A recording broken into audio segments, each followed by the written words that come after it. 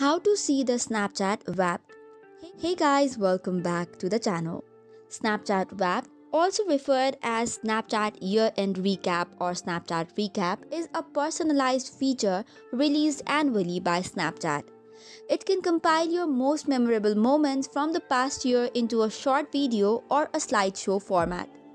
So, in order to see the Snapchat Wrap or the recap, here is the steps that you need to follow.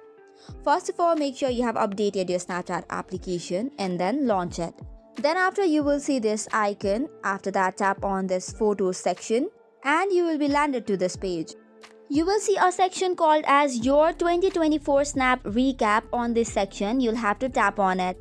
Some of the key features of this Snapchat Wrapped includes a highlighted reel or a connection of slideshows, personalized insights on number of snaps sent and received, most frequent snap interaction, trends on your stories and spotlight post, along with animations and themed graphic tailored to the year.